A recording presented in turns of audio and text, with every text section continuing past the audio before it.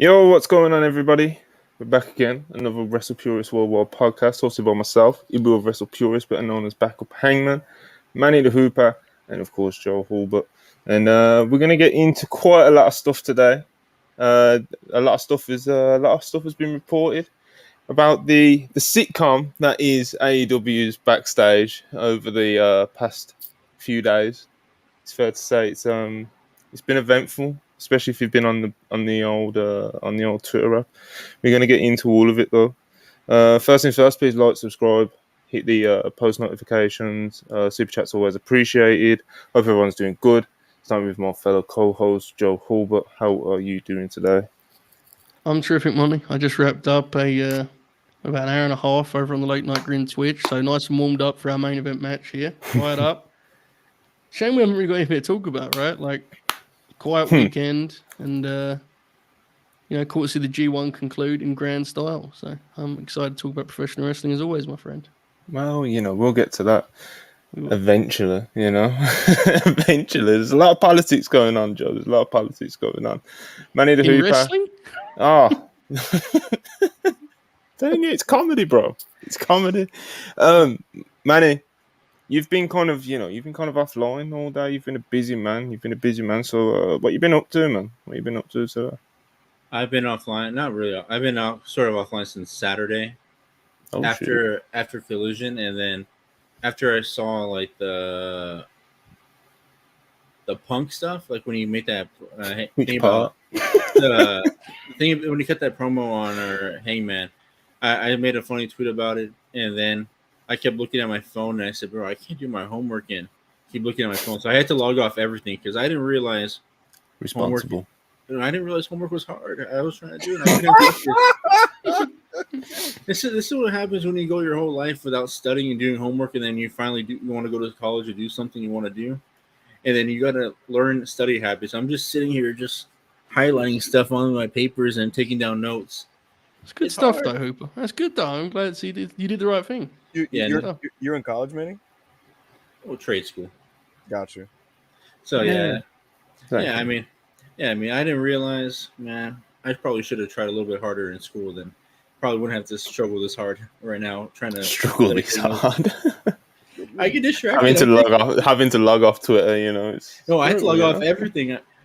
Like yesterday, I was trying to do my homework, and then I had Netflix playing in the corner, and I'm just doing it. I kept getting distracted by what's going on, and I said, and the next thing I know, I'm sitting on my bed just watching TV, and then it's 12 o'clock at night, and I said, "Fuck, man, I didn't finish."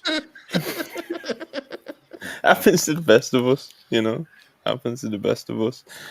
Backup Hangman, very eventful, a very well-known collider. How are you doing today? I think. Do you think you would be allowed backstage at Collision?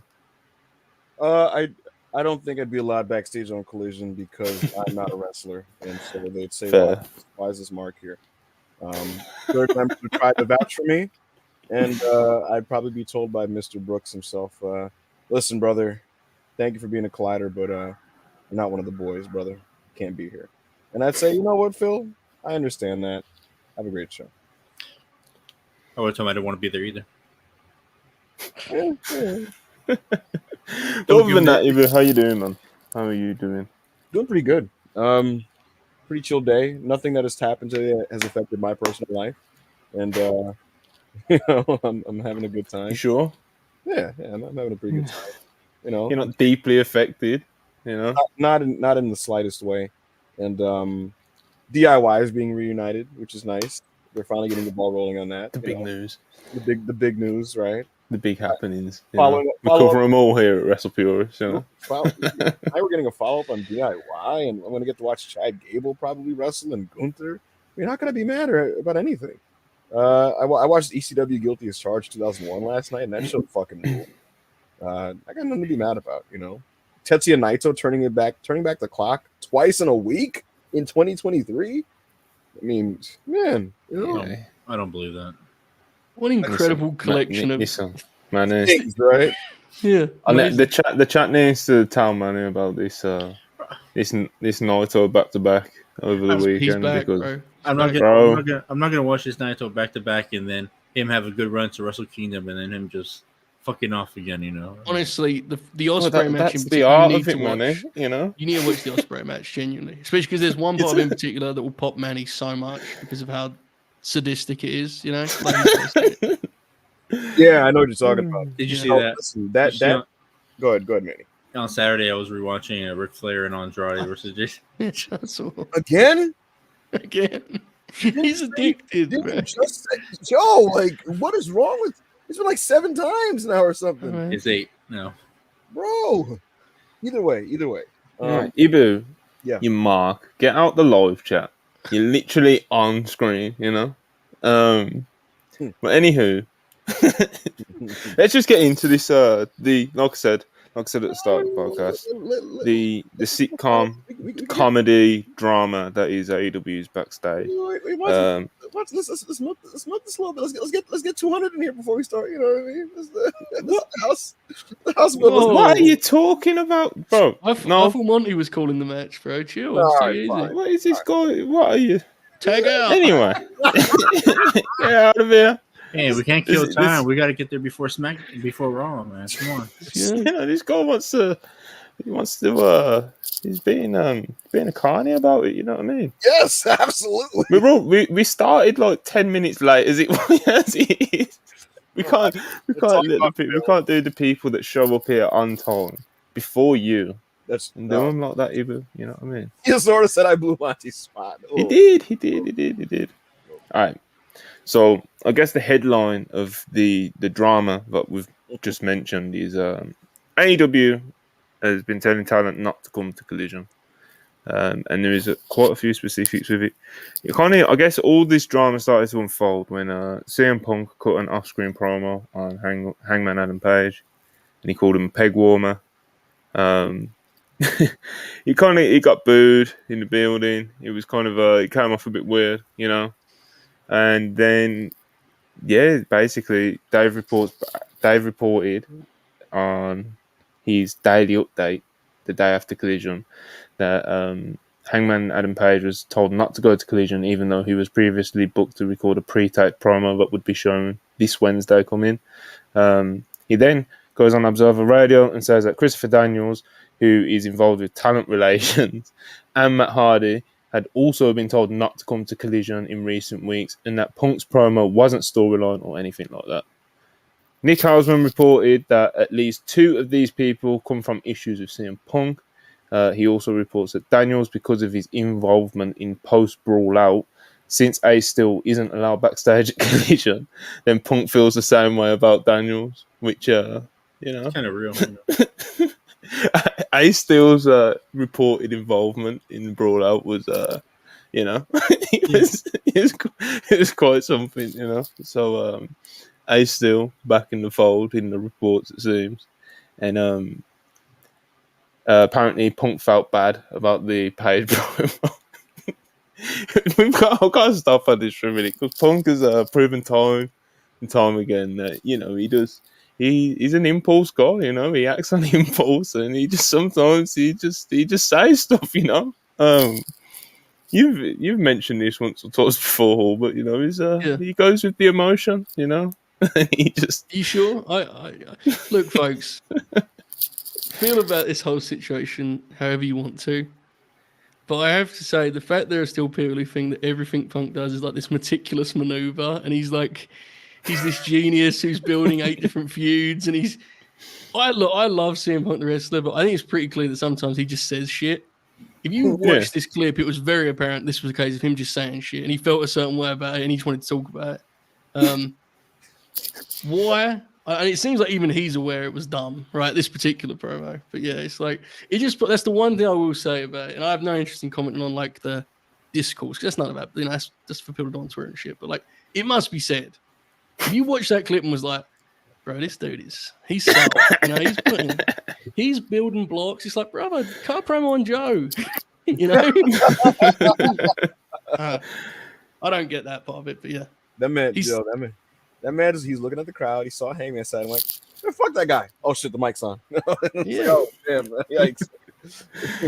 Yeah, man, he just goes with what he wants to feel at that moment, you know. And Christopher Daniels, of course, you know, like I've just mentioned, he's involved with talent relations, and he's not allowed to be a collider, it seems, you Bro, know. like I said, His license away. Can't be a collider.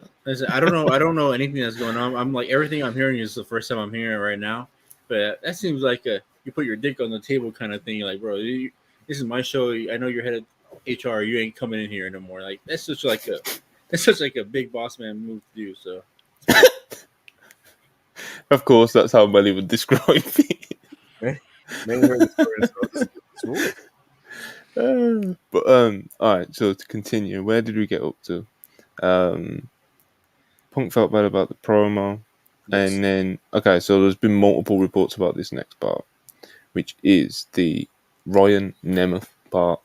So, as many people may remember, after seeing, I believe it was straight after CM Punk's return promo, or either after the ESPN. It may have been the ESPN article where he mentioned about Hangman like being scared that he'll shoot on him or whatever, you know.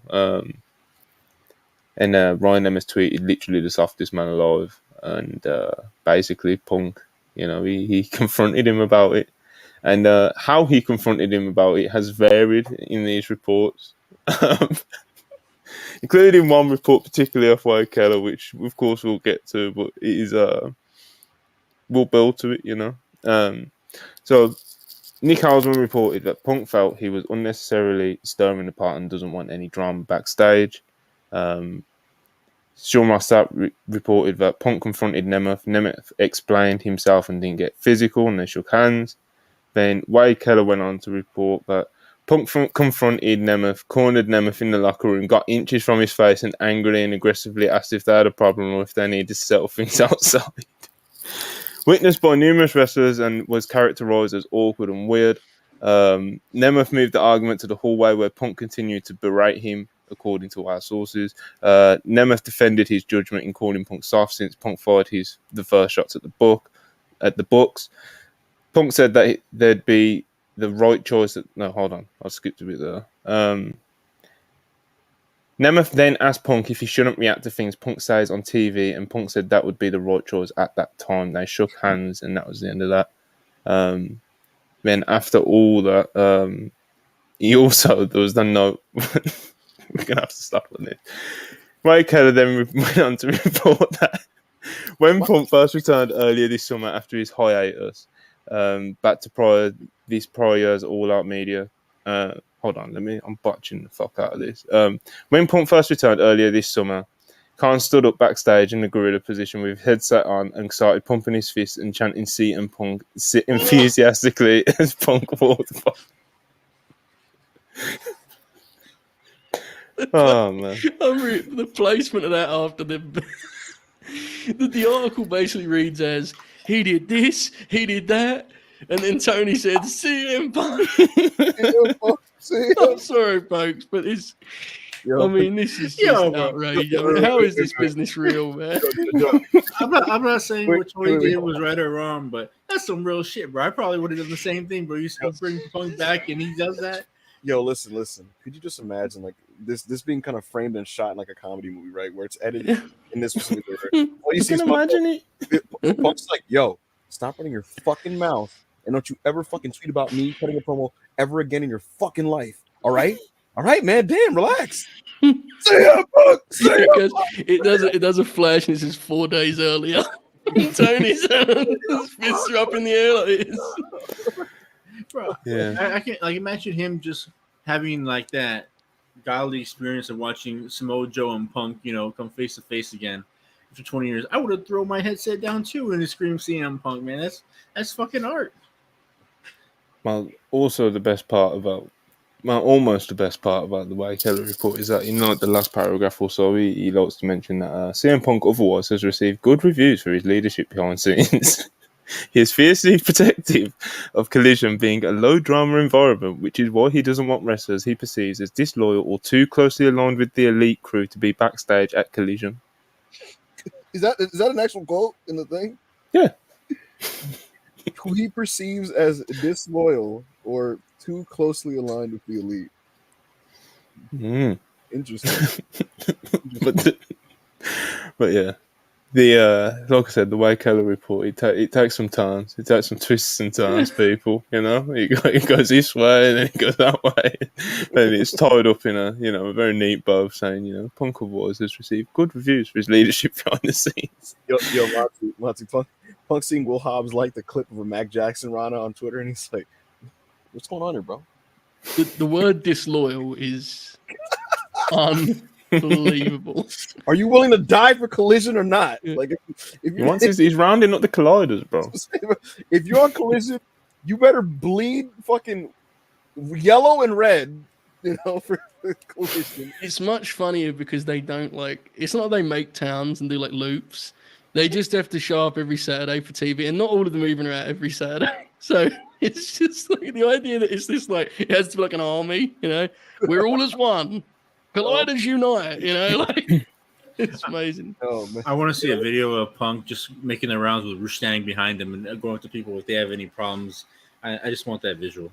I need to watch the footage of Action Andretti's Collision tryout where he walked in and Punk says, "Who the fuck are you, kid?" And he's like, "My name is Action Andretti and I hate the Young Bucks." You're in. You have to when you sign up for your Collision license, you get a WCW trivia pack and you have to pass a certain grade. If you cry, you get in, So it's very serious business. He reviews the applications and then he sees another name. It says Lee Johnson. He's like, he goes on Twitter, he types @Lee Johnson CM Punk search and just reads through his fucking mentions and sees what he says. You know what it actually is though, seriously, for a wrestling comparison? It's when Paul Lee got SmackDown. That's exactly what's happening. I've been telling people this, including people in the company. I've told them, I said this is Heyman. Yeah. I'll let you explain it. Go ahead. Break down why it's Paul Lee was given the task of leading SmackDown and took that as, okay, now I'm at war with Monday Night Raw. And he would there are stories of Paul Lee whispering in people's ears and then looking over his shoulder like he was in a sketch movie or something. And it's yes. He built a kind of us against them mentality that produced great TV, but drove people in the company crazy. And what I'm saying describes seemingly what's happening now. So I think that's a clear overlap there, right? There's a clear comparison there. Monty, Paul Heyman would get in the ear of Eddie Guerrero and be like, Hunter thinks you're a small little fuck, right? That's why you're on here. That's why you're on this show. You and Ray, they didn't think you should even gotten signed. It's because of Hunter. It's because of Vince. It's because of these guys, And he'd do these post-production edits where he'd tell Michael Cole and Taz to re-record their commentary and be like, "I want you to say this," and the line would be Barry Raw. They used to do that. Their whole Wednesday used to be just re-recording commentary for a show they were at live. And it was because at live Vince is there, so they got to do a commentary for Vince. And when Vince isn't there and he doesn't watch the TV back, it's all right, actually, I want you to bury Monday Night Raw's promos and stuff. Sure, it'll go great.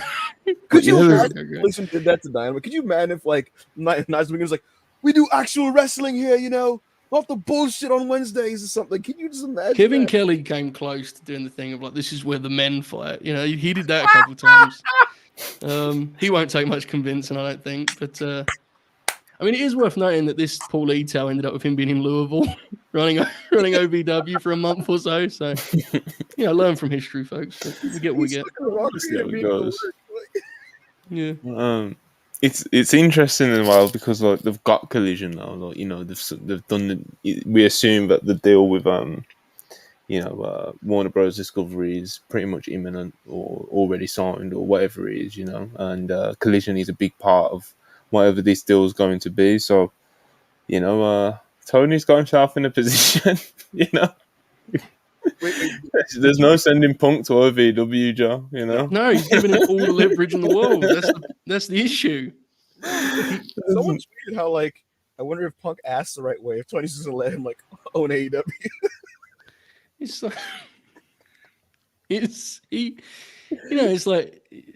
we gonna punish him? It's no, we're gonna give him his own show.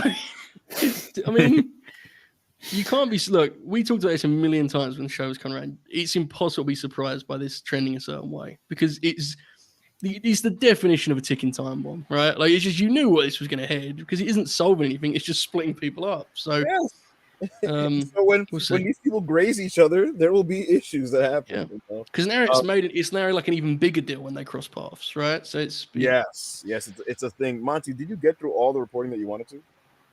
I mean, there was a couple notes as well. Like Sean Rossap has done a few reports. One of the notes he put is CM Punk didn't want Nemeth on Collision, even eating in catering.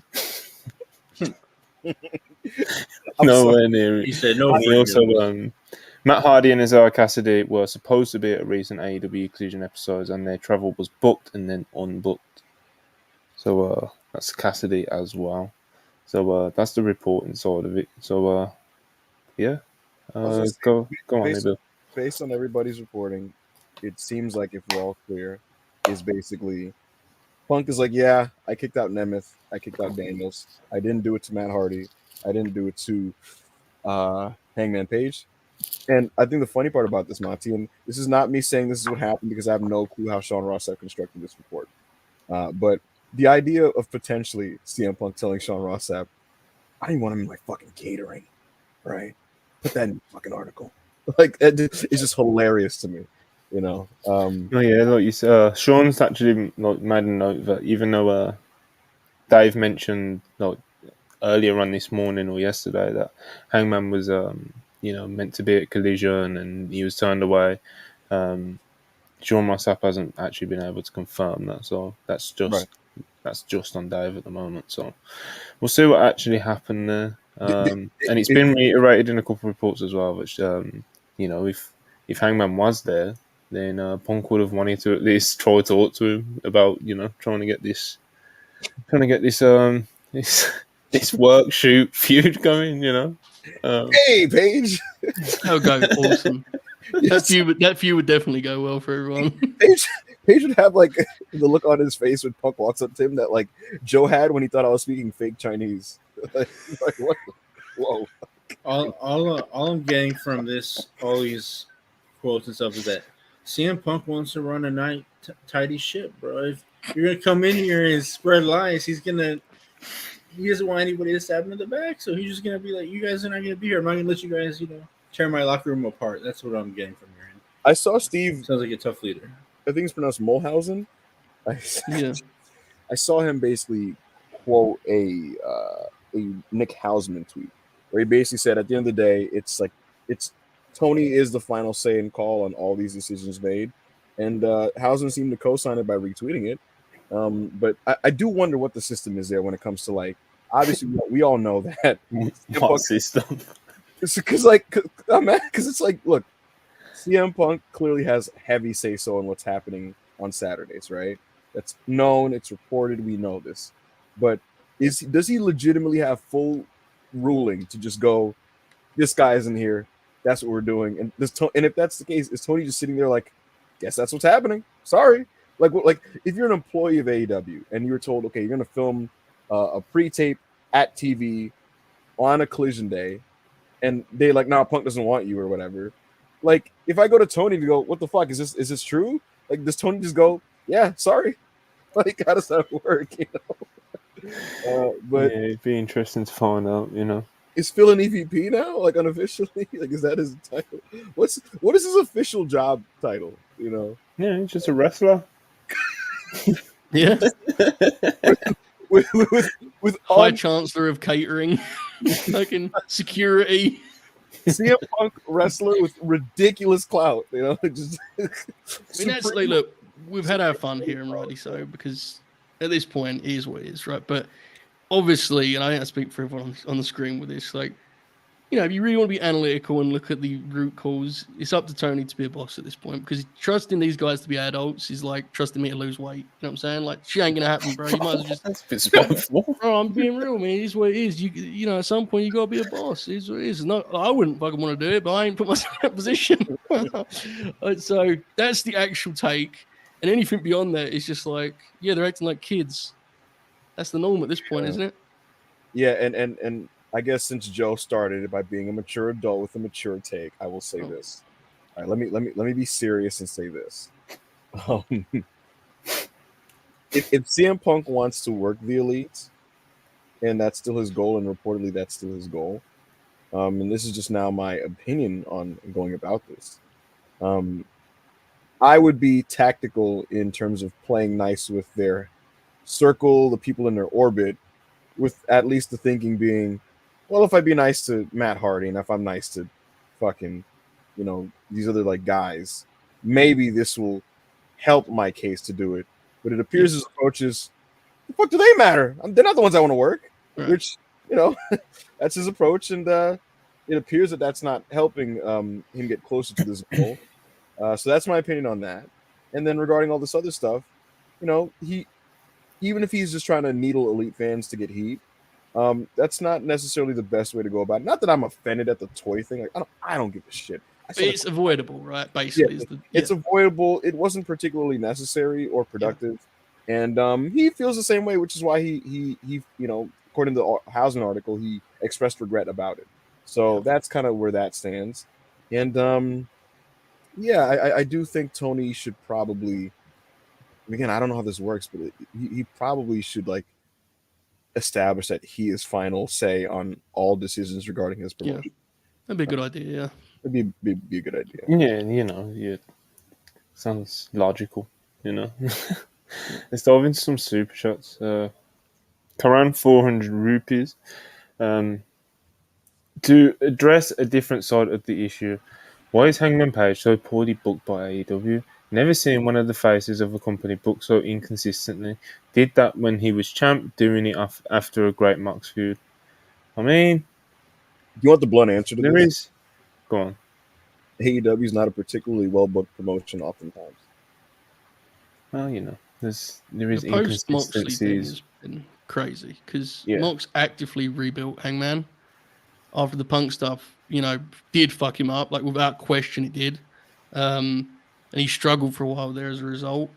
And the Moxley feud got him back where he needed to be. And then unfortunately he became like a supporting act in the preceding feud, So it's unfortunate. I completely agree with this. He needs to be consistently used as a top wrestler. That's what he is. I just think it's preposterous that like this elite feud was started off of Hangman and Moxley, and it was meant to rehab Hangman. Yeah. And we walk out of this overall big story arc with him back to where he was at the very start, which undid the goal of the initial thing. It's embodied by Wembley because at Wembley he's now left like waiting for one of the other members of the elite to include him in their thing. And it's like he has no agent. He's way better than that.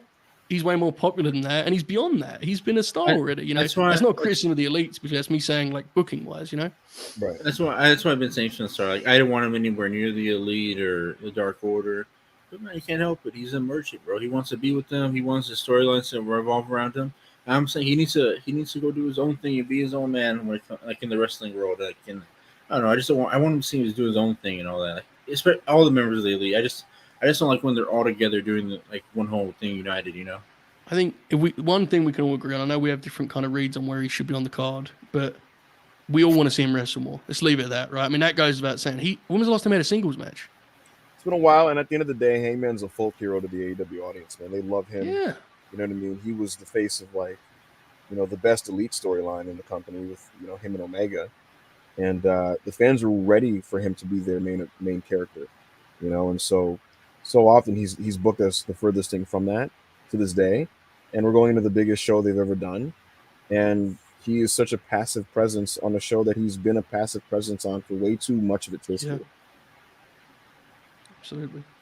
Well, spent a minute on that super chat. We got another one for Karan, 150 rupees. Appreciated as always. With the Edge retirement rumor, looking back, was his return run mid? Couple great Seth matches and the Mania triple threat aside, pains me to say. Who wants to go first with this one? I said who wants to lead with this one? I mean, it's been it's had its highs and lows, It's had its highs and lows. He had, like you said, he had some great Seth matches, which, someone of his age coming out of retirement, having steel cage, Hell in a Cell matches and shit, But yeah, it's been one of ups and downs. I don't know if I'd go as far as to call it mid, Just the return in itself is something. And to be honest, I don't buy too much into, this Friday is going to be Edge's last ever match because wouldn't you get a bit more juice out of it? You know, Should, yeah. like, It's Monty. It's funny because like it definitely had some lows. Absolutely, like his matches, the pandemic Randy match at Mania was not good, and the AJ Styles program was really bad. But like people like to unilaterally label this entire run as like awful, and I don't think it is. I think some of his best career work for me personally has come here. Actually, I thought that his second match with Randy, the one that was fucking the greatest match ever. labeled the greatest match. It was not the greatest match of all time, but it was awesome. I thought that his work with Roman leading to Mania and Danielson was fun. The Mania main event is great. The singles matches was not as great, but the Seth Rollins feud was quality. They had good matches, and I thought that Judgment Day was terrible when he was there, but when they made the switch to just make him a veteran old man babyface, I thought it produced a lot of fun TV with him feuding with Judgment Day, Monty. And maybe you can speak to this because you witnessed a lot of it, but like a lot of those segments where he would just kind of run out and spear people or be with Beth and stuff. That's what he should be doing. That's what he should have been doing the whole time. 100%. Be a legend, just run out, get your pop, make saves, put people over and shit, just exactly. I think overall my opinion on this run is that it's a mixed bag if you want to like judge it from a match quality standpoint for sure. From just the performance and TV and that type of stuff, I thought that like I'd give most of it actually a thumbs up except the heel run, which was like maybe the worst thing he's ever done in his career. Yeah. Is that a real thing that he's going to retire this Friday? Like his coach has like employed it. His coach? Something like that. This is what Dave was saying on Wrestling Observer Radio.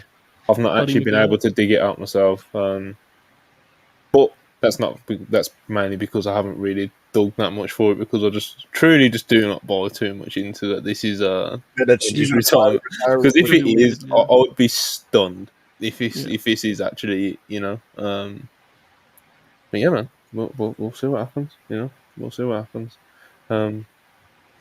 Darren Cage, $10. I chat to you guys having officially watched every G1 match, including the prelim tags on the last 3 shows, 119 singles matches, 9 involving Evil, and many hours of my life wasted on this stinky G1. Why did you do it then? Like I slid in on that final weekend and was like, great G1, loved it. Yeah. Joe, I was what a time.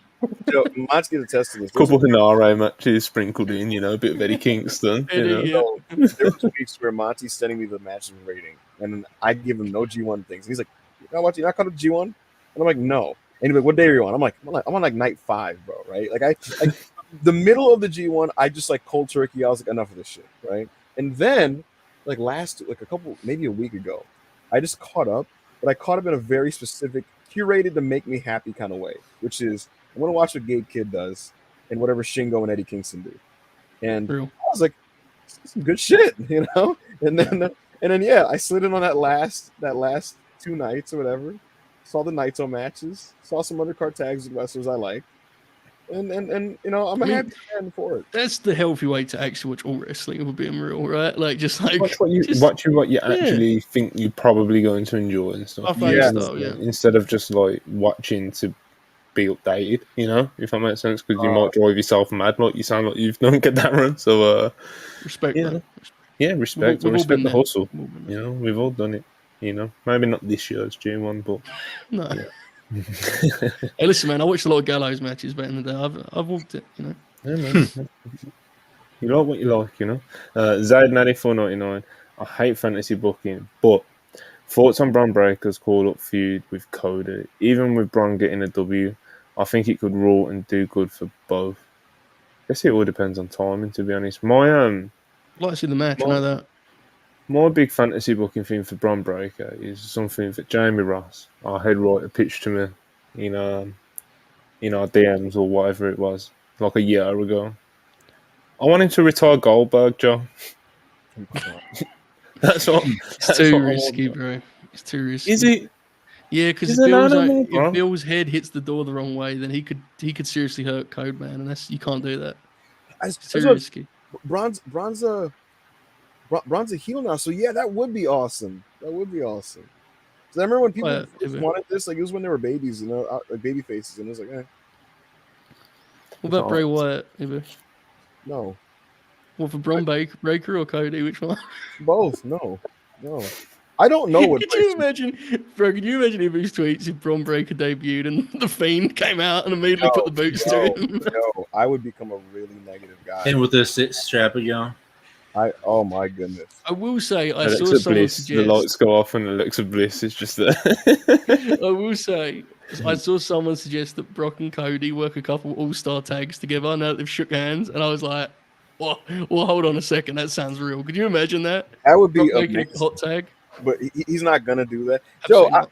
I was up the Raw The after Mania, Suplex City tag. bro. When Raw after Mania, when Cody was set to tag with Brock, I was like, wait, hold on, this main event might be, before he turned on him. When did Brock Lesnar last wrestle the tag match?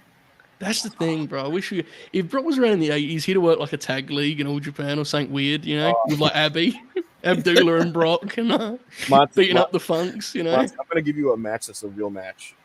In SmackDown in 2003, in November, they did Kurt Angle and Chris Benoit versus Brock Lesnar, Nathan Jones, A-Train, The Big Show, and I'm forgetting one person, Joe. I don't know if it comes to mind. Nathan Jones, A-Train, Big Show, Brock, and like one other big white guy. I can't remember who. Luther Reigns. Oh, I've seen this match. That sounds close, but not Luther. That sounds really close. Some OVW steroided fucking. Was it the Blueprint? Yes, it was Matt Morgan. Manny the Hooper. Yes, it was Matt Morgan. Folks, you just 10 points. Manny the Hooper.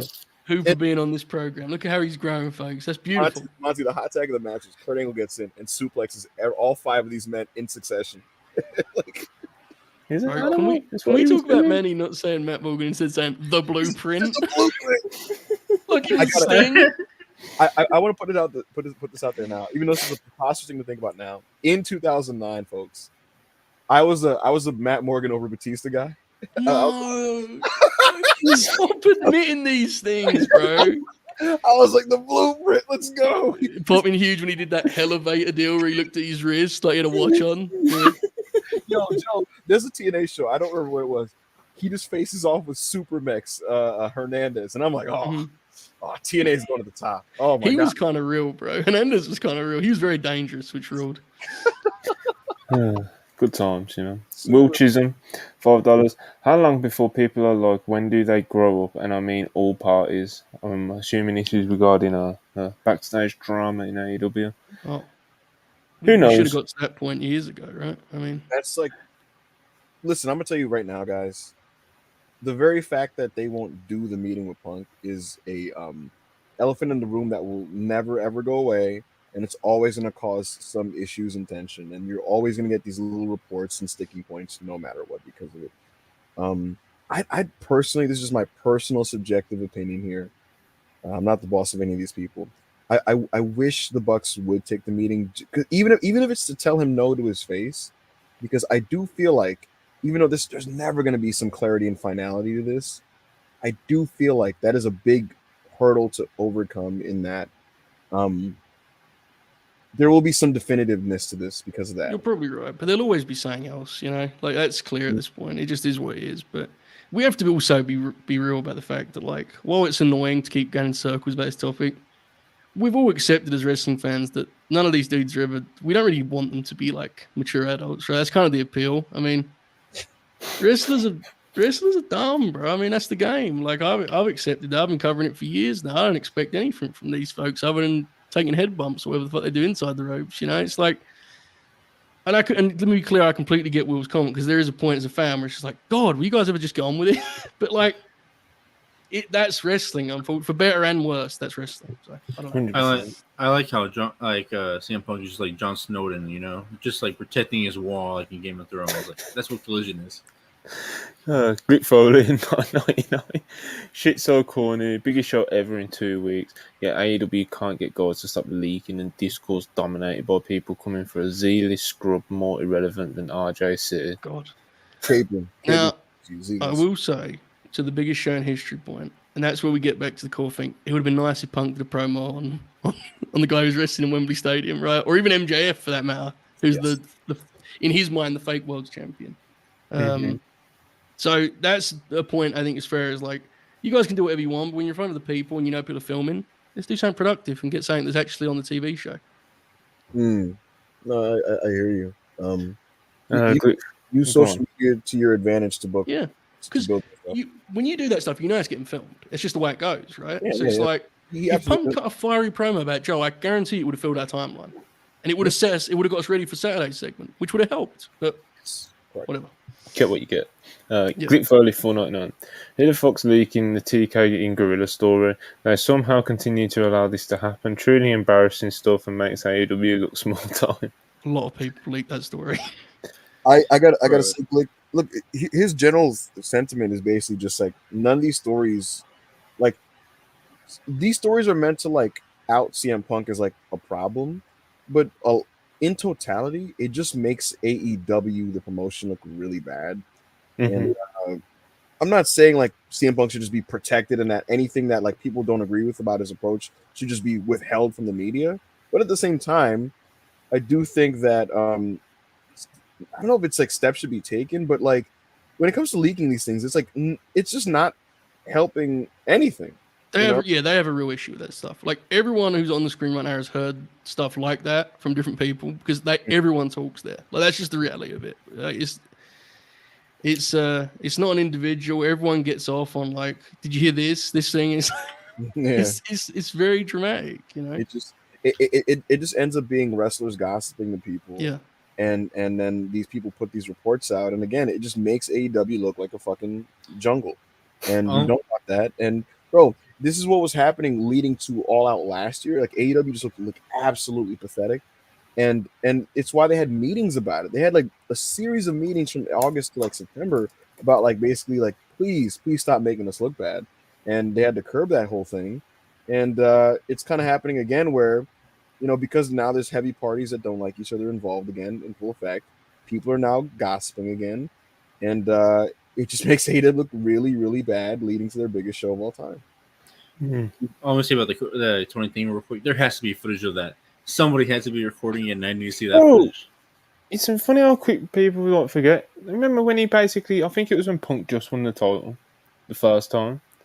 And Punk fucking Tony Khan basically cut a fired up promo about how great CM Punk is and how much money he's made, and he even ends it with like, "Let's fucking go!" Like, it's fucking mad.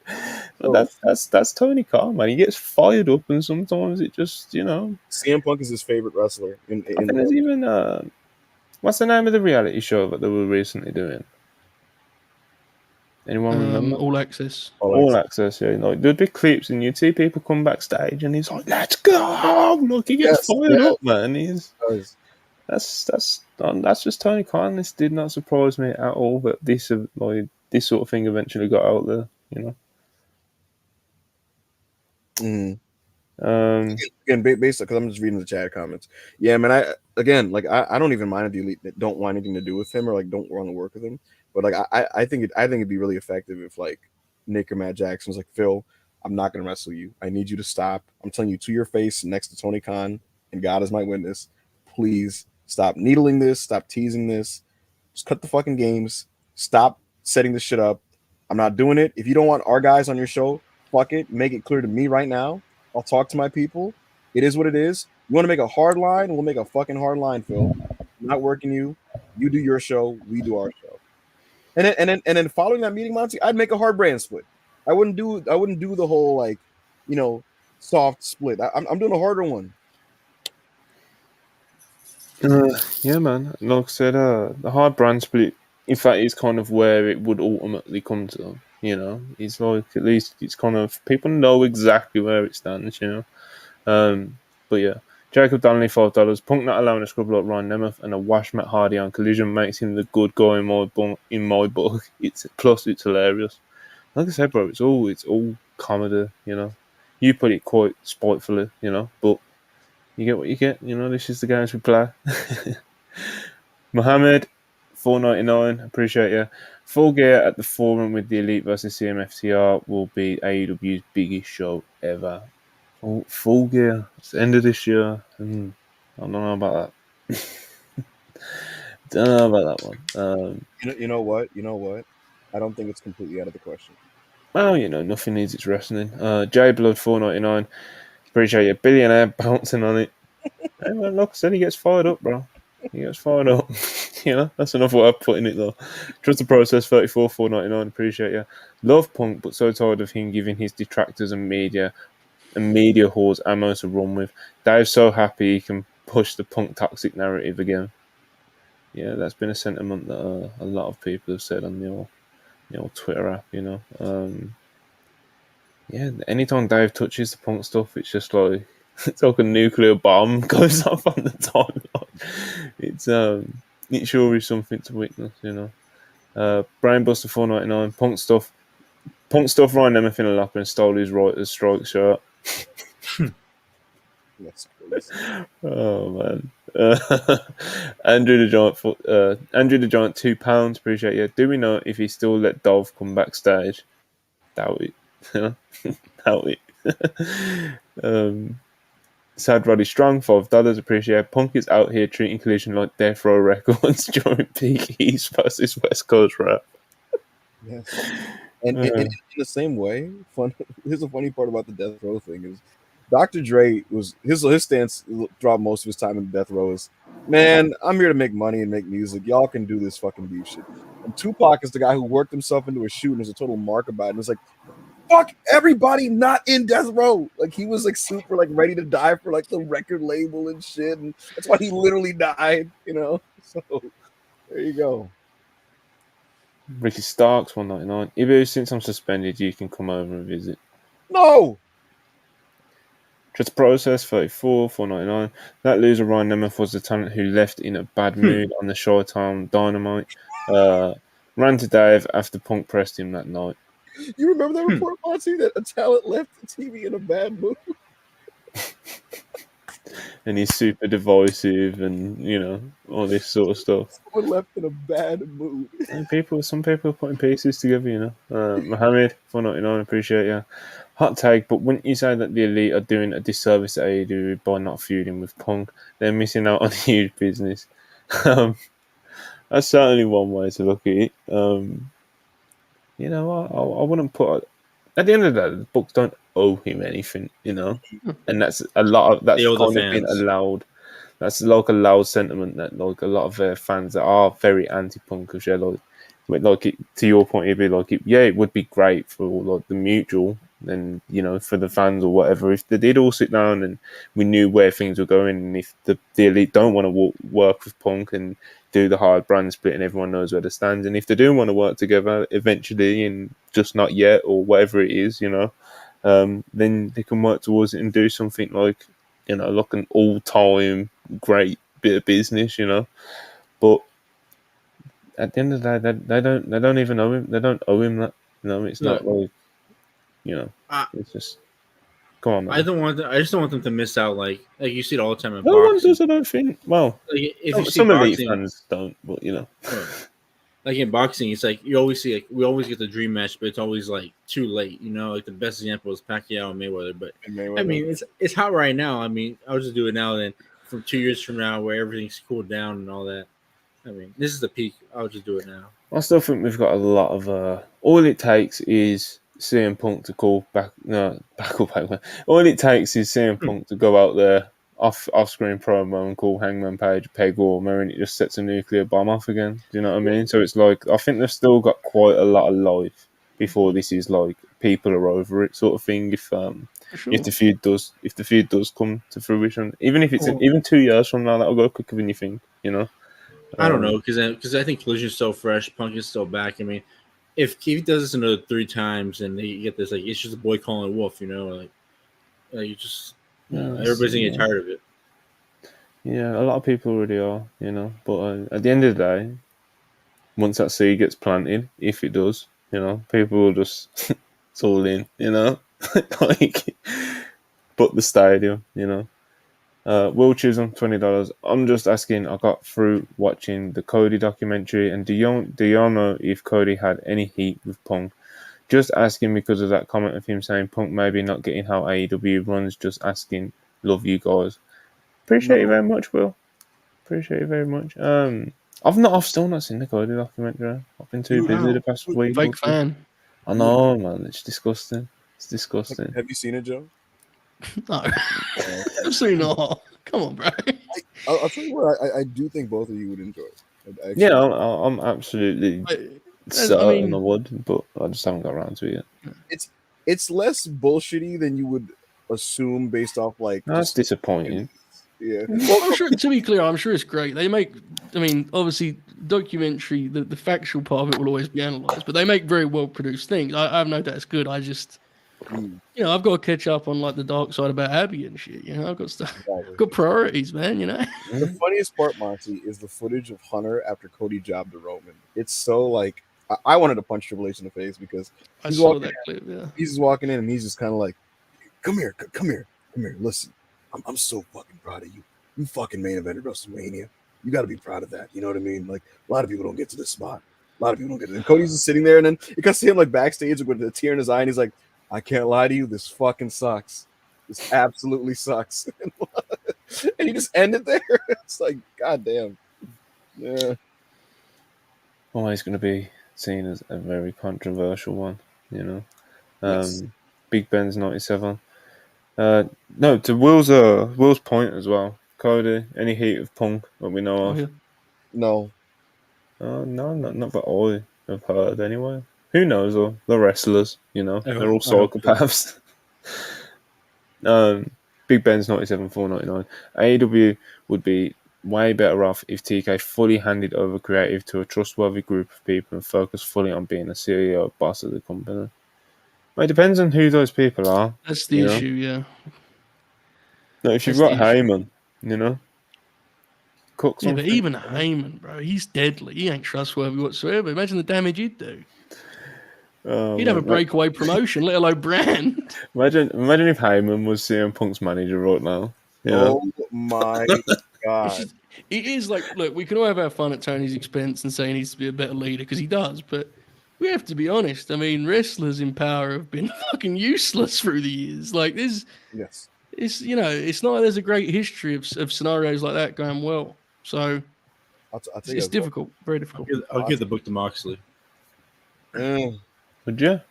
Brother, that would not go well. You know that as well, man. That's why you're grinning at me right now. None of them should have the best. Honestly, like, think what you will of Tony, but there are very few candidates that would be good at that gig. Very few. Okay. I mean, I'll be spiteful, but I'll say this: if Dangerously was with Phil in AEW right now, it'd be really funny. But you know what would be different? He would absolutely keep Punk in check in the sense of like he'd make him move 10 times more calculatedly rather than like rashly. Like he'd be like, he'd try. He'd do his best. He would cause other damage though. You just know it, man. That's what he does. He's baldy. Yeah, he'd be ready for he'd be getting ready to back his next horse. He knows he's only got a year or two with Punk. Goes up to Buddy Matthews and tells him he's better than Kenny Omega. He looks at the question. He's just kind of like, do you like Dom? Do you think that's like you just? Oh man, he'd be looking at Bandito. He'd look at certain guys and he's like, I can make some money with this guy. Use all heart $5. It's not a new sentiment. AEW needs to pick like 6 to 10 guys and feature only them for 6 to 8 months. Stop rotating so much. Hangman is so aimless. Yeah, there's definitely always something to be said about like historically throughout the best periods of like wrestling TV is that you have a central cast. Main characters, except for kind of like the blip, which was AEW kind of exploding onto the scene as like a great TV show of being kind of more variety based. But even then, it still had a lot of central themes with like the certain characters that they were using before this kind of signed a bunch of people in 2021 or whenever it was. It's. I mean, you to be fair, you've seen the value of it on Collision, right? Now look how Ricky Starks has benefited from. He is one of the main guys on that show. And he hasn't had great matches every week by any means, but just that consistency, yes, it gets you moving in the right direction because the people look at you as a big deal. So it's absolutely important. Well, to be fair, the BCC are on every week, and so is Jericho. So yeah, there are people featured. Just the Process 34, AEW 199, appreciate you. AEW desperately needs a Nick Khan type figure. Every wrestling promotion needs a Nick Khan type figure. You know, the amount of money that he fucking saves and generates and wheels and deals, you know, he's a bad man. quite something, you know. It was always funny, like how especially like when he was first coming in and WWE were making all these cuts and everything. It's like he was like he was going in the locker room and picking up people, you know. Like that's not, you know, he's very much a numbers guy, you know, and he's very good at it. So I feel like most promotions would benefit, most corporations would benefit from a Nick Khan type figure because he's clearly done a very good job of making WWE more profitable. But yeah, Amos Darwin, $5. It feels great having money back this week. Asuka was on one last night. Yeah, man. You still Yeah. Yes, they did. coming for a lot of people. Or beast. She was on one last night. Going to be interesting what the lads will say tomorrow. Watch Dumb Guy live. Yes, everybody watch our Japanese wrestling podcast every Tuesday, 7:30 p.m. Eastern. Just go to her Twitter. She's done a lot. The only thing I have to say about the Asuka thing is like it was just very interesting to me how many people felt like people felt compelled to like have to have a take on it, you know, and like have an opinion. And I just saw it and I was like, oh, okay, she's she's fired up. She's fired up. All right. Yeah. Darren Walker, £5. Appreciate it. Will you guys review New Japan Impact Show this Sunday? Alex Shelley versus Tanahashi.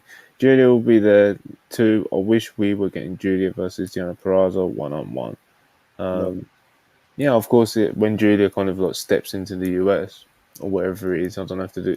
If she's collaborating with a US company at least, you'd want the singles match. That's what you want with all the big stars, you know. But like, you do these things because of whatever reason, getting people on the show, not wanting people to take pins, etc., etc. You know, there's all kinds of It's things really that go into silly, these man. collaboration shows, and it is, you know. But yeah, I was talking about on the solo show I was just doing, like the idea that if Deonna did a job to Julia, people would like cancel their Impact Plus subscription. You know, like, oh, she's a loser. So just let them have a great Berlin wrestle, you know. But whatever, wrestling's done that way. Will Chisholm, $5. How do you appreciate it? How do y'all see this era of Brock Lesnar working in New Japan? How would booking the smiling cowboy, bro? If he was locked in, it would be unbelievable, wouldn't it? Good lord. Oh my goodness. He would. First of all, he'd be catapulted right to the main event. He'd squash Sonata next week. Like, Gato would absolutely say, "Man, fuck this where I was building." He beat Sonata. First of all, he would main event immediately. Squash Okada. He wouldn't squash him. He would, bro. The first match, then you build to the big Okada win. You know, oh my! They try to redo Inoki and Vader. That's what they would try to do. That's awesome. That's so awesome, though. He would absolutely squash Sonata, and he'd be amazing. And Will Ospreay versus Brock Lesnar would be one of the greatest matches you've ever seen in your life, because Will Ospreay is driven to just be a psychopath, and Brock Lesnar is a force of nature. So that'd be like unbelievable. Tomohiro Ishii versus Brock Lesnar. if Gato convinces Brock to like give him at least 7 minutes, that's like gonna be the greatest thing you've ever seen. Yeah, that'd be him tough, versus Shingo. Oh! Those matches would be unbelievable. I feel like Brock would see Shingo and Ishii in front of him and be like, well, that's a nice 90 seconds or so I can give you there, you know, like he's... I'll tell you what, 7 minutes of Shingo versus Brock. If they convince Brock, give him 7. 7, that's like the greatest 7-minute match of all time. Yeah, absolutely. That'd be incredible. Because he'd unload the full clip on Brock, you know, and like, oh my goodness. Masfan 84-199. Hearing AEW wouldn't ever get booked on Collision. You know, trying them of Matt Hardy. Yeah. That's all we know. You know, there's people that you could make your assumptions about. We don't know. And wrestling's wrestling. You know, as I'm sure Tony Khan gets some of his stuff on there as well. You know. Big Ben's 97 again, $4.99. Appreciate it. Yeah, Punk trying to shoot himself into a work just like he'd be with WrestlePurists marketing. I'm crying. That's what he does, man. It's nasty stuff, you know. Darren Walker, £10, appreciate it. Will there be a WrestlePurists Dynamite preview this week? If not, what's your views on the big match, Jeff Jarrett versus Jeff Hardy in a Texas Chainsaw Massacre death match? That promo package, has everyone seen this? Yes. Yeah. It was certainly something, you know. Ruled. Jeff Jarrett rules. How old is he, man? And Yeah. he's I think it'll rule, to be honest. bringing the pain, you know. Look, it's Wow. worth it for the graphic, if we're being real, right? The match graphic makes it worth it. All-time great match graphic. This is a very scary one. Jeff Jarrett is 57. 56. Oh, what's close. Daxter MF, $2. Let it be booked the AEW matches. Oh, hold on. Yeah. Today, it was suggested that Tony Khan operate as Eric Bischoff as Hollywood Hogan's manager. Could you imagine if they actually did do that? You know? No, I can't. It makes me uncomfortable. The greatest wrestler in the world today, CM Punk. Punk has to wake his, you know. Thank you, Tony. Thank you. The best boss in the world, Tony Khan. Will Chisholm, $10. Appreciate it. With Dave saying Corey's leaving Japan and going back to WWE, it's more to it.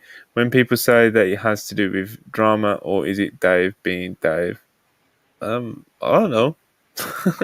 There has been people who are tapped in saying that something's taking place and that like an exodus may be coming, and you know there's stuff happening behind the scenes.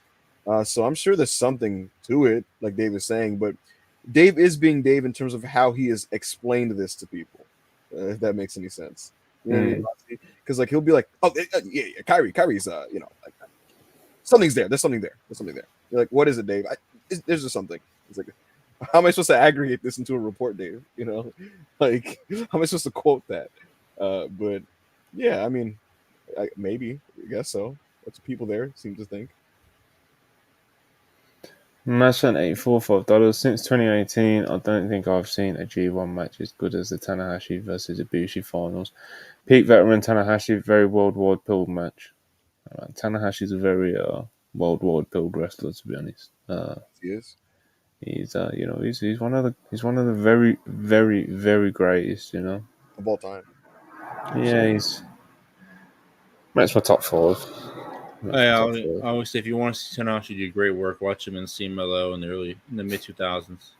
Oh, he's a monster. Sorry, where you learn? Was that necessary, really? Though, if you want to see him do great work, like you know, May's a freak. You know what I mean? But, no, I mean he's a beast. He's an awesome heel in CMLO that time. No, I get it because the way you phrased it was like, that New Japan stuff's cool, but if you want to see him really cook, yeah, right. I was right. Being a Rudo in Arena Mexico is going to just teach you everything you need to know about wrestling itself. You know, so. Absolutely. I think he has a match with Andrade, and he just attacks him from the back, and it's just awesome stuff. It's like 9 minutes. Andrade had to have been a teenager. Yeah, Andrade turned pro at like 13. Yeah, I was gonna say he definitely must have been like a teenager or something. Yeah, it was like 2011 or 12 when it happened, I think. One of my first long form fucking backup Hangman essays on Twitter was after I watched his pandemic match with Shingo Takagi in like an empty fucking like fucking venue, like big dome. I don't think it was Tokyo Dome, but you guys will remember. It was just it might have been. It might have been Tokyo. Yeah, I'm not sure. I thought so too. Something like WrestlePurists. It was like a pandemic Tokyo Dome. I'm sure it was. They run it Tanahashi stepped in like last minute. Yes, and they had like a genuine like 5-star incredible match. Like, it was just like, how does Tanahashi still do this? You know, Monty, you're hearing echoes in the Tokyo Dome because there's only people in like the front like 3 rows and like nobody else in the giant Tokyo Dome. He came in last second, called it in the ring, and just had a 5. I was like, I need to write about this. This guy, he's unbelievable. Just awesome, the best. Absolutely. Dragon screw leg whips, man. Oh my god. Like I said, he's one of the very, very best. And Shingo at that point in time was probably like the best in-ring worker in the world. You know, yeah, he was rolling. He very, very quickly figured out like pandemic wrestling in Japan. You know, and he could still like bring kind of like a feeling to the match, you know, with like the clap crowds and stuff.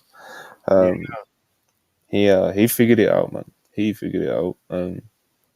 But yeah, this I want to touch on this. The Bloodline. Bloodline is set to be scaled back, according to some people who are tapped in, and this will eventually lead to, you know, more people on the card getting opportunities and chances to really like go ahead and make themselves and solidify themselves as main event acts. So, but yeah, like Bloodline, I don't think any of them are booked for this Friday on SmackDown. And like I just said, it's going to be, you know, somewhat scaled back. Obviously, it's not the end of the Bloodline or anything. That would be ridiculous. But it's at least for the, you know, the immediate future. It's not going to be like, you know, taking up an hour on every show. You know, so like I said, this is seemingly going to provide a lot of opportunities for some of the other stuff that people like in SmackDown and maybe just WWE in general, you know, a bit more room for them to breathe, whether that be LA Knight, whether that be Bobby Lashley, LA Knight, Bobby Lashley and the Street Profits and that new group that they've just created, which a lot of people are very fired up, including myself. Whether that's, you know, whether that's whoever else, you know. The women's division definitely needs Sheamus, you know. Like Ray Jr. Got a big match. I was going to say, the LWO has some gold in there. Mm-hmm. Yeah, man, there's a lot. I would say there's a lot of opportunity and potential there. So, what would be the top of your list of things that you want to see get given like more time and more of a chance to, like I said, solidify itself as like something that can like main event shows and stuff like that? Actual professional wrestling. Nerd. Right. I compiled a list. I'm gonna be a nerd first, and then I'll be like just business oriented. But here's the thing: I compiled a list the other day of the 10 best WWE TV matches of the year, and when I did this, one SmackDown match made the top 10. And wow. Well, just to be fair, it's a personal opinion. You know? Was it the Usos versus Rey and Escobar? Yeah, yeah.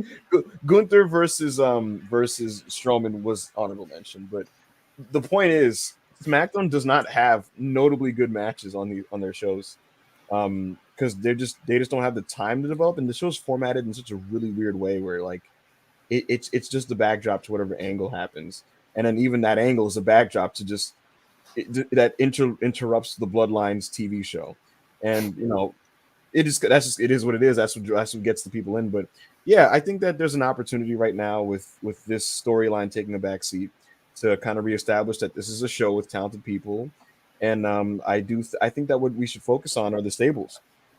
I think that we should really reestablish AJ Styles' group. I think we should heat up the LWO in the sense that like Ray has a belt. There's a lot of opportunities you can have there.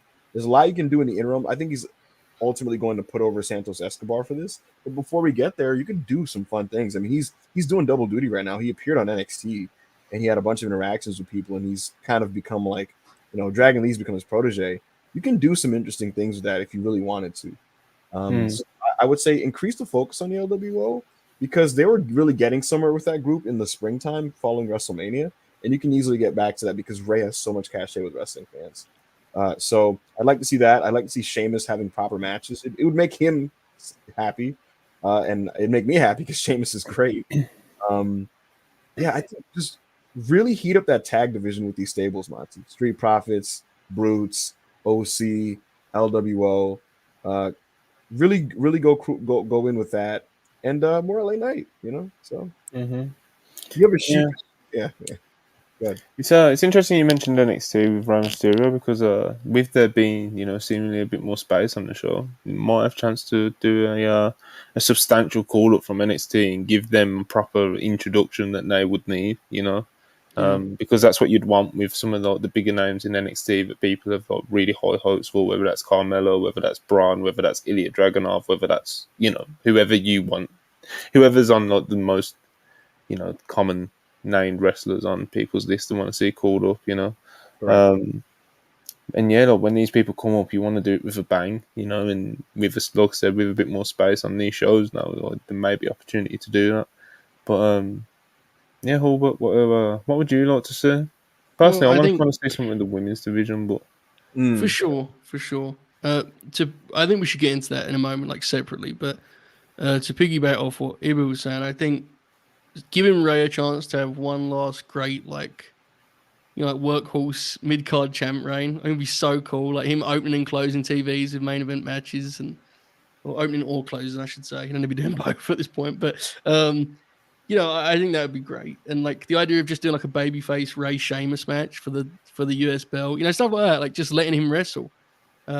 He can still be that guy. We saw that last fall. He had a little run there. I remember we all loved it. When he wrestled Gunther that range of time. It was awesome, and then he fucking got injured, and I got really spiteful about it. As a fan, that would be the thing that would most likely get me to watch SmackDown. If Ray was defending the belt like every week or other week, and then eventually you do the big Escobar program, which should be money. That should be a great feud.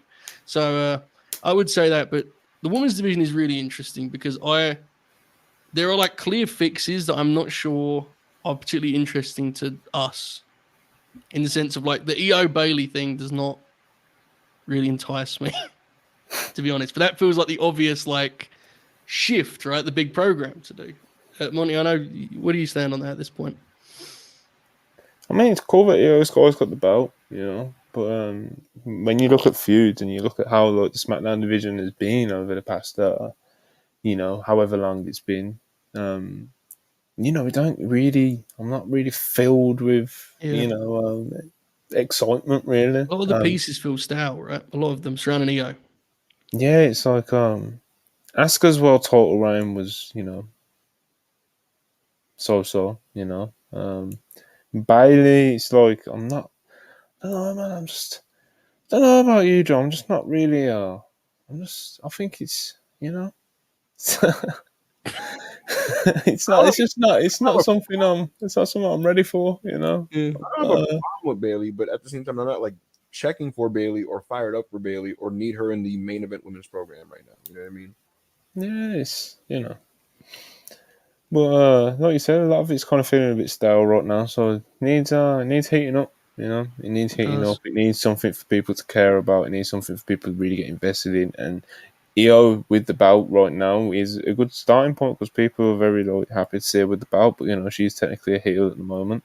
The Bailey program, like George just said, it feels like it should kind of that's how you'd get from point A to point B with that thing. But do we think Bianca turns against EO? Is that what we think happens? And they do that program, baby heel the other way around, because they had a great match at Backlash, right? That would probably be my preference, I think. That would work. Yeah, that sounds good. I mean, I'm hesitant. Like in a vacuum, I don't really like turning Bianca, but they're at a point with her. They had her beat like everyone's favorite wrestler for a year. So the people probably would be like, "Yeah, we can boot Bianca," which is a shame because she was a great babyface, and he's a great babyface. But that would probably be I think that'd be my play at this point.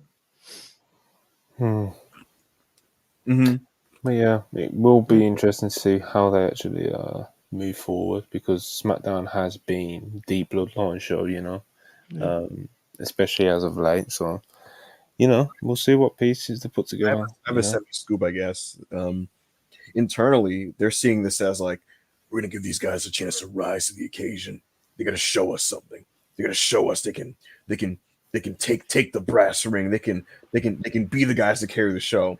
And I read that and I was just kind of like, I'm like, it's on y'all because I think the talent absolutely are equipped with the skills to do this. And it feels to me like the company's like, show us. Of course, they always do that. Yeah. Show us that you can fill the Bloodline shoes. And I'm like, Bobby Lashley and the Street Profits, Rey Mysterio, Santos Escobar, Sheamus, and these guys can absolutely. Cole Anderson. Right, of course, Machine Gun Carl. These guys can fill your 2 hours of TV with quality content that would get over. It's on you, in my opinion, to platform them properly in the right situations to do these things. But they can absolutely live up to their, end of the bargain in that respect. I know nobody wants to know what I think, but yeah, we do. Well, I do. I want to know. We do, since it's WWE, but I want to see Jey Uso and Jimmy Uso become stars on their own. See what they can do. What a lovely sentiment. That is very. Manny, I'm interested. Nice. The top 15 Cole Anderson matches you want on SmackDown in the coming months. Run them down for me, Manny. Go for it. How many times can he wrestle Ray? Yo, I gotta say, see, the OC aren't heels, but if the OC were heels, bro, Joe, no funny shit. Ray versus Carl would be as good as the Kaiser Ray match from like last year on TV. You can't turn them though, bro. They're too over. You know. Yeah, absolutely. Saw too much merch. I couldn't even get that out. Fuck. I have another semi-scoop actually. So I asked, who are the heels? Because there's 4 stables right now. There's the New Hurt Business, there's the Brutes, there's the OC, and there's the LWO. I said, who are the heels out of this group? Because they're all going to be working with each other for the next little bit leading into Survivor Series. And I got told, depends on how the fans react to them because we haven't decided. And wow. That makes sense.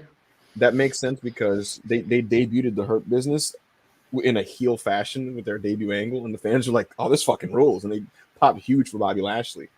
They've been teasing Sheamus leading heel with him being face to face with LA Knight and AJ Styles. So it appears that they might turn the Brutes, but again, it's undecided, and they're leaving it up to the fans. And I guess my question to you, Monty, is who should be out of those 4 heel stables? Which 2 would have to go heel in your opinion? I don't know. You know, it's tough because Bob and the Profits like make sense, but people love Bob. Yeah, that's kind of the immediate like stumbling block I came to, so because that's kind of the one that I think I'll be the most invested in. You know, so it's like I don't. You know, you gotta let the people pick. You know. Well, that's what they're saying because they were going to make. It would be better to have a plan, obviously, but you know, what happened? The transitional period of where you're trying to decide, like, it's like, what are you doing with these people in that time? It's not really. You should really be. Them. Yeah, you should like have a plan of like. You should be steering the people, really. No, the plan is going to be they're going to throw hands with each other. These tables will have issues with each other, and you just pick who you fucking like more. And it's funny because they threw the plan out, Monty, because of the reaction the Hurt Business got. Like, they were like, oh shit, okay. Honestly, man, it's such an understated thing how over Bobby Lashley is with the WWE audience. Like, they love him. To be clear, I do too. I'm with it, but we always talk about last summer. He was like the top babyface in the promotion for a minute. It was Cody, and then it was Big Bob. So it's fascinating. He comes out in his suit, and everyone popped for him when he came in. Like, stood next to next to the Street Profits. It was it's quite something. 12-minute, 2.5-star Austin Theory matches where he's just in a headlock or something, and the fans are just with it. They're like, "Oh man, we can't wait for Bobby till Bobby fires up here and gets it." It was like Lex in like '96 when he just they just decided this is our guy. Fuck it, he's gonna win the belt. You know, it was like that '96, '97.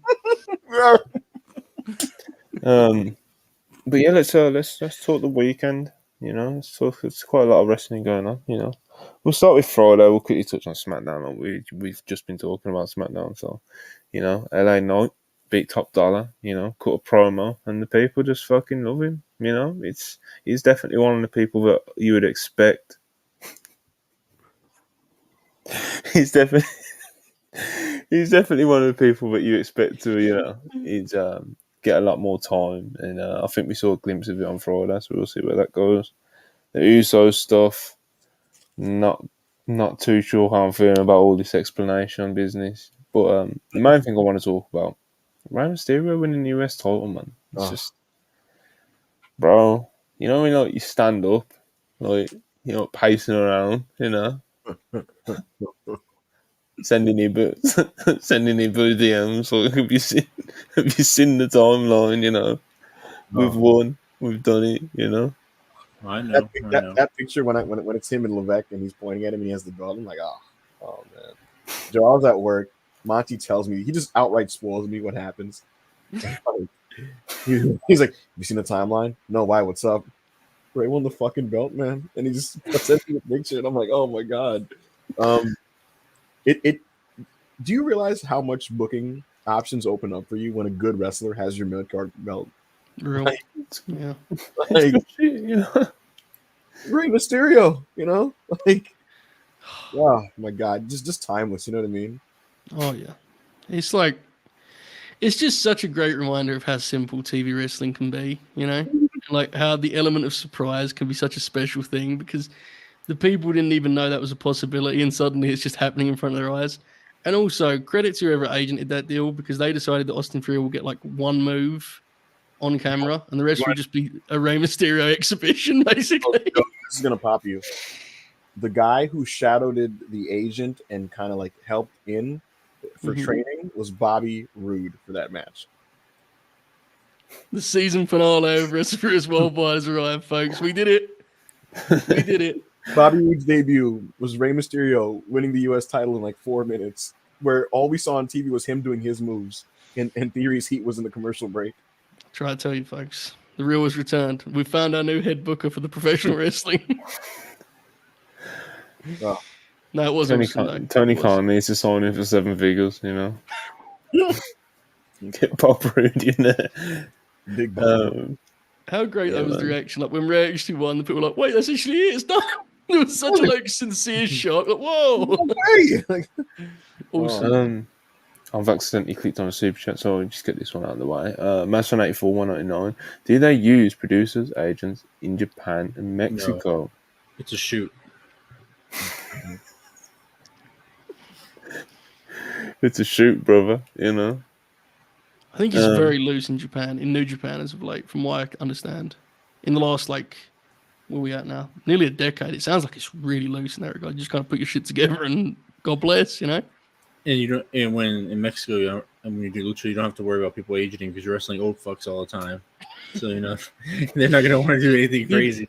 It did put when the Bucks first worked Japan, they would talk about how they'd get through the curtain and Gedo would be like, do more, do more. And they were like, usually they tell us to do less. Gedo's like, do another flip. Fuck it, man. People are loving it. So it's very different for sure. My favorite, what's it called? Story I've heard about Gedo is apparently when Lance Archer started in New Japan, he would have matches. And he'd come to the curtain and Gedo like, no, more monster. More monster! Like I want more monster, and that was his only direction to him. So everybody does, exactly. The Triple H show, QT Marshall won a title, which is it's kind of beast. Yeah, also need Manny's breakdown of this when we one day this week, But yeah, man, QT Marshall's on a title. I'm not too sure. I didn't manage to catch the show myself. There's a scary moment with there was some footage with Vikingo passed out. I believe it was after this show, but it was later revealed that he was basically just dehydrated and he's fine now, and hopefully it's nothing reoccurring, But there was a Triple A show, Triple Mania, Collision, AEW Collision. Ricky Starks, as we've previously mentioned, he's making leaps and bounds, getting all this time and focus on Collision. As you've mentioned before, Joe, it's like, you can when you got central main characters, you can do this stuff. It's just you can give people a real ball to run with, and if they can get the people with them, you're really onto something. So I thought this was his best promo yet. To be honest, I thought he was superb here. I love this segment. Really broke the screen in that way that normally the veterans are able to, in terms of on the promo. So I thought he did great. Absolutely. Yeah, man. Samoa Joe. I like Samoa Joe. He isn't waiting no more. He's not waiting for. He told Punk last week, or the week before, that he's got 1 week to answer the question, and he didn't answer the question, and he paid for it. But Joe, of course, got another good promo. He chose CM Punk out for the crowd, which the cameraman hilariously missed, and then caught and missed the finish to the match because AEW folks, But yeah, man, Samoa Joe. We love Samoa Joe. Powerhouse Hobbs called out Miro. Followed up.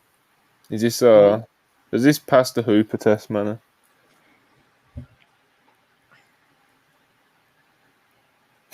Not really, no.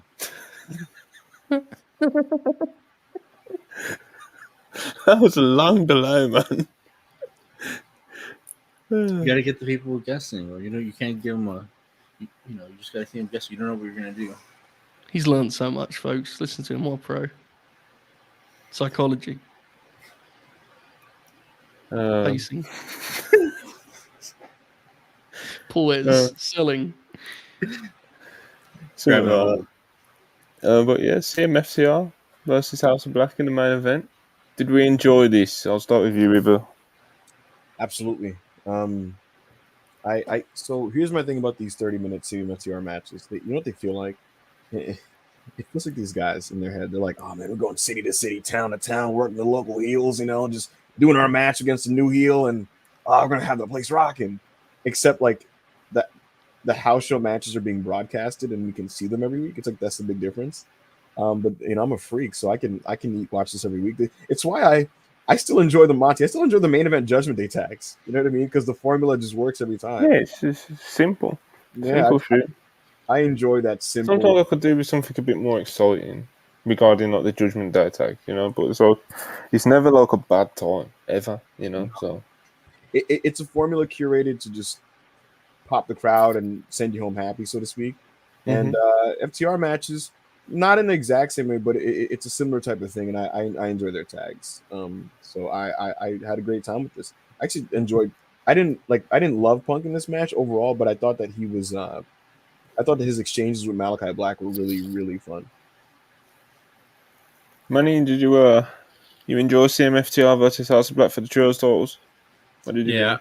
I thought this match was really fun. I mean, to me, when I'm getting from these House of Black stuff is, man, Brody King is coming into his own in these collisions, because it seems like the crowd is rolled behind him, and I feel like he's getting a bigger reaction out of anybody in the House of Black right now. And like I said, people complain about the wrong time for these matches, and I'm not complaining. They're fucking awesome at the time, and I'm hooting and hollering by the end of it, and I'm just like, I'm glad that I got my money's worth by the end of the night. So, these guys rule, and I can't wait to see what happens next. And fuck Samoa Joe. Whoa. Take it easy, Hooper. Yo, the camera missing Joe snatching Punk for the coquina, and then also missing the finish was very frustrating. Oh, they were off on Collision. They missed Stat and Willow, and then Mercedes and DeMonte, when they kept doing like their tag team poses or whatever. They kept missing them and all this other stuff. The production was off all night. So AEW is gonna AEW. Bad night at the office, Holbert, you enjoyed the main event, North Collision? I liked it. I think they've got a much, much better one in them, to be honest. I like the CMFTR formula a lot. I don't think it's a great fit for the House of Black. People want to see the House of Black kick ass, man. They don't want to see them work a double heat, Like, that's not their strength. That was funny to watch. Like, just them do it, Like, Buddy can do it, but Buddy's so big now himself that even he needs to be just throwing bombs, Like, people like watching those dudes fireworks, explosiveness, just mowing dudes down. So when they wrestle again, I'd like to see them try and find like a middle ground between their ideal matches each, because I feel like this was literally just Tibu's point. House of Black plugged into CMFTR's match. I think we can all agree they're capable of something much more dynamic than that, right? House of Black they're capable of being electric. So I liked it. I think they've got a better one in them. It was not Punk's strongest performance since returning, but shit happens. I think he's generally been very good since he came back in the ring personally. So you get what you get. Yeah, on nights, off nights, so on and so forth. But I still like the match. Yeah, man, it was a good time, but not the best time, Yeah. Good stuff. G1. We got to talk about this G1, particularly Tetsuya Naito, who ended up winning the G1 Climax 33. But this came after having two genuine back-to-back match of the year contenders. First of all, with Will Ospreay in the semi-final. Incredible stuff, Joe Hulbert. Oh my god, man!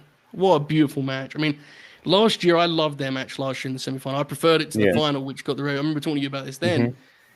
Naito working the neck, and Ospreay's selling he isn't super consistent at selling the body part, but because he wrestles with such like desperation and vigor, it feels like the clock is ticking on him. It's like the hourglass is running out. Like, my neck's gone, I need to finish this match. And he has these explosive sequences where Naito's almost like a punching bag. He's like rolling from one shot to the next, and just a great contrast. And he's so explosive, he allows Naito to focus on what he can do now at this point.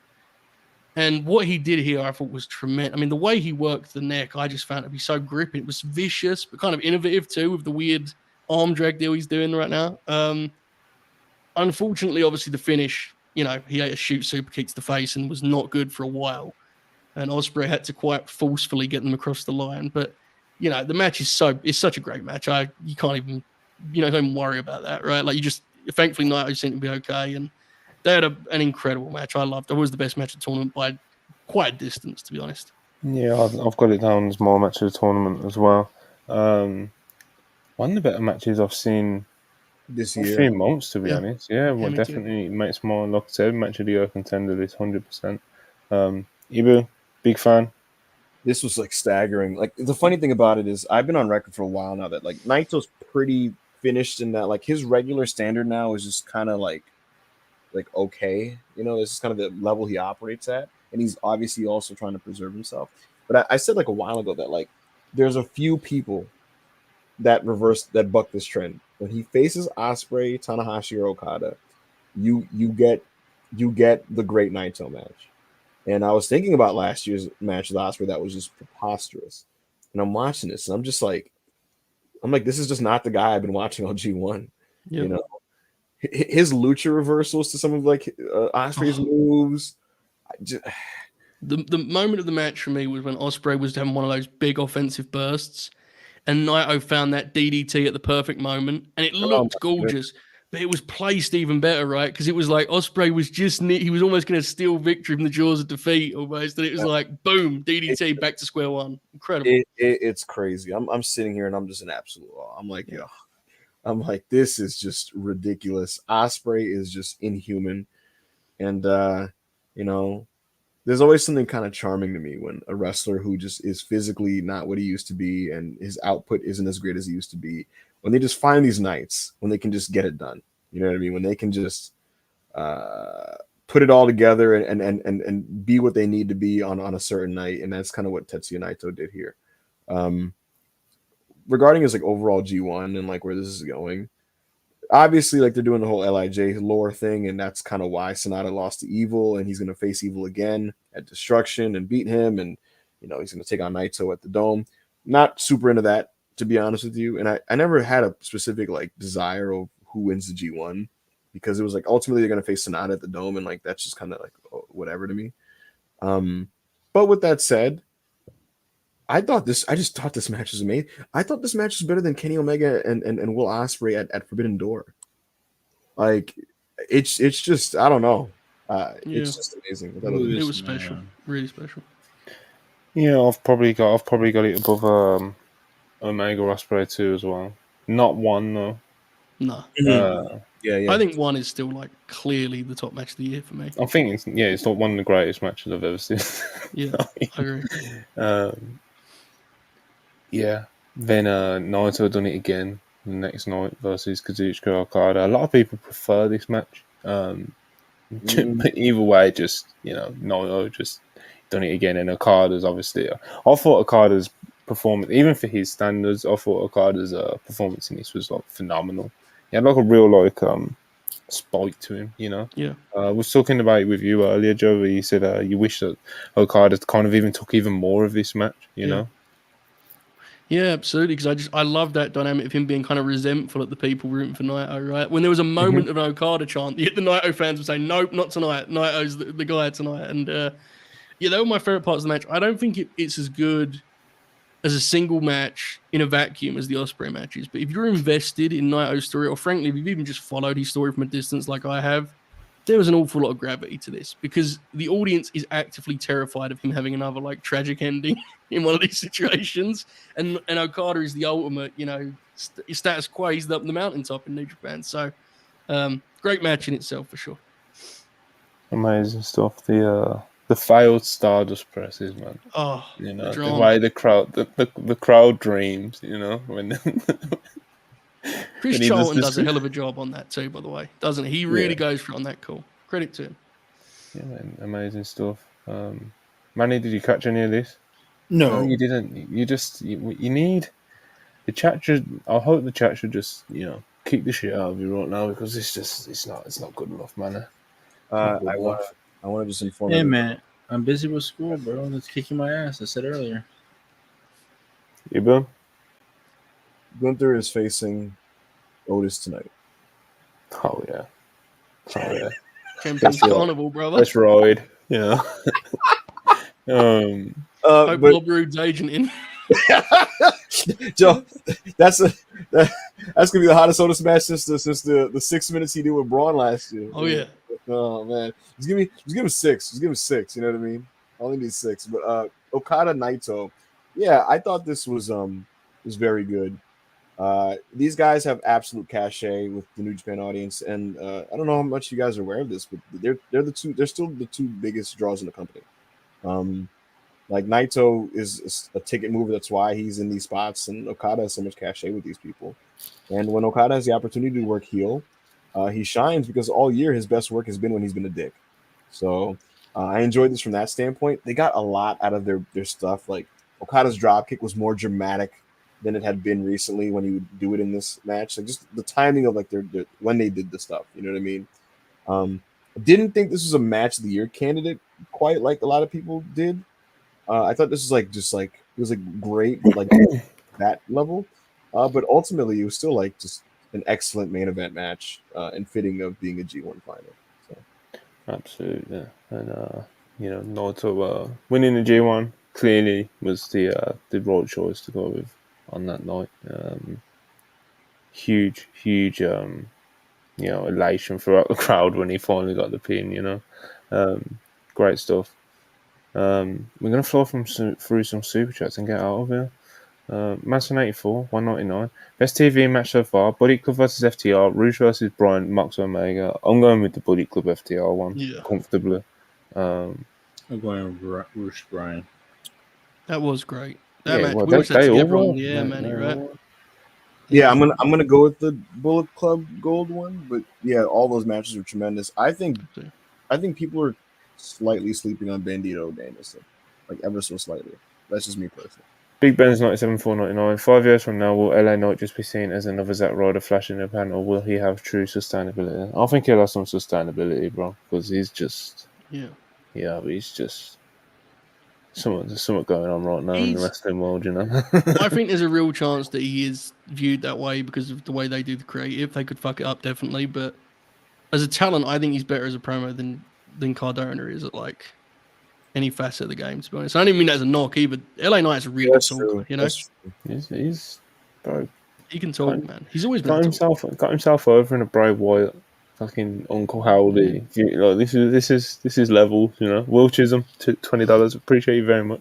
If Brock and Cody can go 17 minutes, I know Brock versus Kenny for 20 minutes would be crazy. And if Corey is coming to the best spot would be SmackDown, but they might try to put her on Raw or NXT. They won't put her on NXT.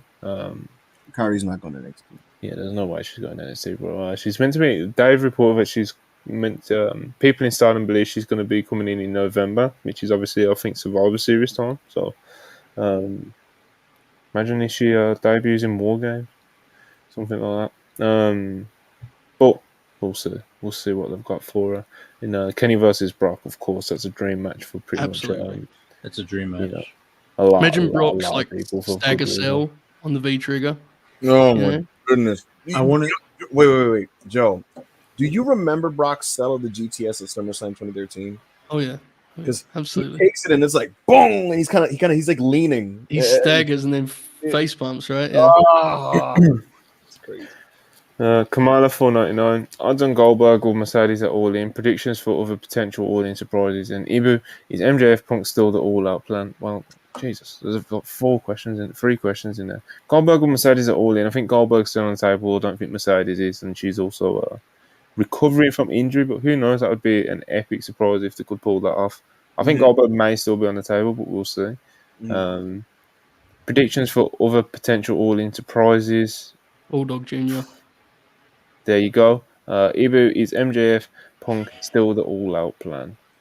No, it certainly was at some point, and who knows if it is now. And hopefully someone can get on that. Nah, there's no way.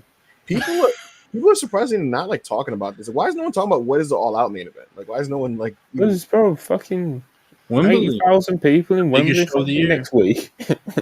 You know what I mean? It's people still want to see what's happening with that. Who cares about the United Center when they got Wembley? Willie 199, appreciate you. Ibu, we're getting LA Knight Miss promo battle tonight. LA Knight is on he was at TV, so I don't know if he's on the show, but he's at TV. Well, Chisholm $5.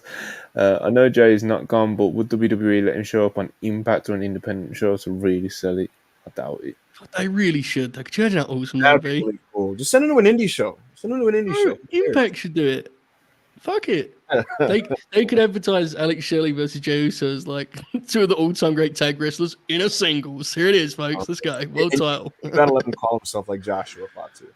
Oh yeah, absolutely. Chilter Process 34 $9.99. Did Punk jump the gun on calling out Max? Otherwise, how does it make any sense for MJF to no start another person delegitimizing Max's title and calling himself the true champ? I don't think anyone was quite expecting the MJF Cole stuff to be like this transformative, do you know what I mean? And not kind of like dominate, the good parts of AEW this much, it's that's kind of Max's, only direction right now. Is kind of the Cole stuff, do you know what I mean? So would you want this to just be a stopgap, view for him, or like kind of let Punk do the real world champion reign and really build up that, and you do the big Clash of Champions whenever it is, because it would definitely feel a bit premature right now. Kamala 199, appreciate it. Manny, where is Andrade? Him or Rush at All In? If you're looking for a man, he's usually with Charlotte, and then if you're a Rush I think Rush is gonna be All In. So. Uzura Heart $2. The visual of Omega getting Brock up for the One-Winged Angel. It's art, man. Knocking on to Satnam Singh. Ben. $4.99. Phil is a nice man with good beliefs. And Joe, yes, I got your email. I would love for you to be on my show. I'll have my people contact you and fly you out. I feel like the kayfabe there is really struggling with the Phil part before you even get to the issue of me sending an email to Ben Shapiro, but these are the games we play. Yeah, we appreciated all the super chats and everyone for sticking around with us all this time. We've kind of gone through quite a lot of stuff, and by the time we get out of here, let's do some plugs. Joe, I know you've done your weekly match guide. Tell the people about it real quick. Oh, yeah, incredible collection this week. I reviewed a Gates of Agony match because that's what real wrestling is about. Absolutely. The match ratings are out. Rest of the week is, of course, Tetsuya and Naito, for the reasons that we were talking about like 5 minutes ago. What else have we got? Charlie's done a feature on the G1 block. The block matches. I'm sure she's probably got a lot to say about the semis and the finals as well. But man, Don't Go Live tomorrow. They're going to get into the whole G1, and there was some 5-star this past week. I believe there was some TJPW this past week. They'll definitely be able to tell you a bit more about the AAA show this past weekend. And just kind of all the international wrestling, really. So tune into that tomorrow, 7:30 p.m. Eastern. Don't Go Live. And hopefully we will see you then. Peace.